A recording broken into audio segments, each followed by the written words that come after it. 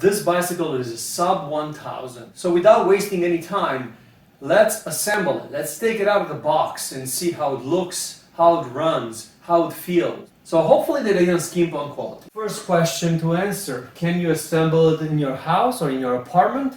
Yes, you don't need a garage for it. You want to see it? How cool is that?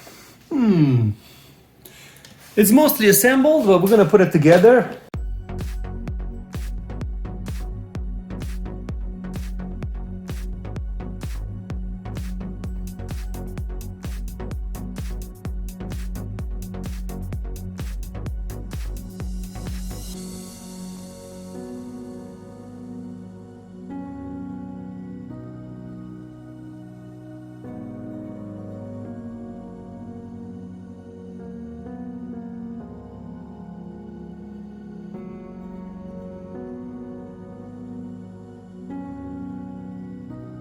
The bicycle comes 80% assembled. I had to put the pedals on. They do give you a wrench for this. Make sure you get them tight, about 20 foot-pounds. So a nice snug.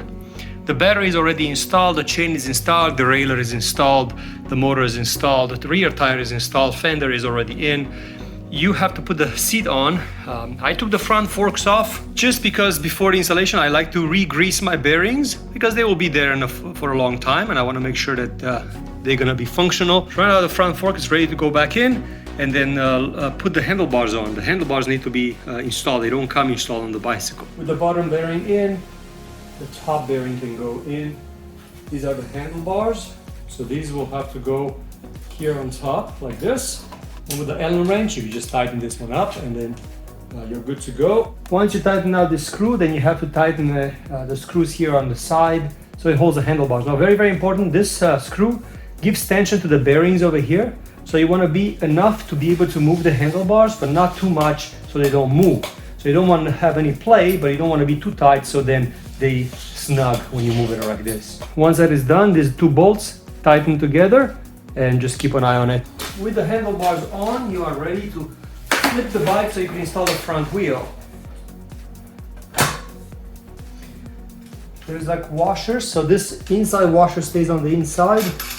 This outside washer has a little hole that it has to go through.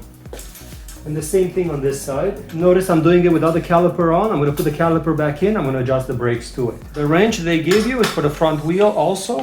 So number 15. Get this one nice and tight. Just test it out, make sure it spins before you go to the next step.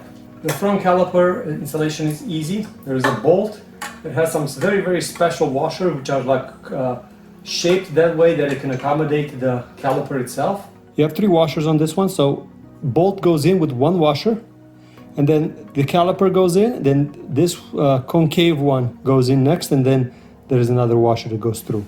And don't tighten it, just go all the way to the end, but don't tighten it yet because you have to do the next one. And there it is, no more scraping. And when I apply the brakes, it stops, so that is important. It's time to install the seat, so we're gonna flip the bike upside down. The seat installation is really easy. You just shove it in here. And it has a quick connect. Last but not least, we gotta put the front fender and then we have to put the light on. So the front fender has the bolts already pre-attached over here. And then this is gonna go through the bolt. So the bike is assembled and we need to put a little bit of air in the tires. And here's the interesting part. You have a very solid on and off. So you have to have the key in to start and power button over here. There it is. And then you have the assist modes. So you have 5 assist modes. Let's take it for a spin and see how it goes. So here a quick test drive. I took the fenders off. I like the look without the fenders a lot better. Power check, works. Power assist number 3. Battery is not fully charged, but we're gonna see how good it works.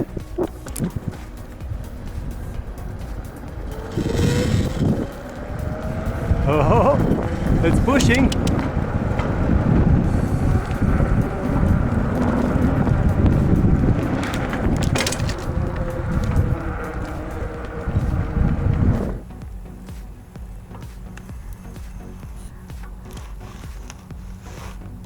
Yeah, it's very stable. Look, fat tires, you could balance it so nice. Everybody can ride this. This is cool. I like it.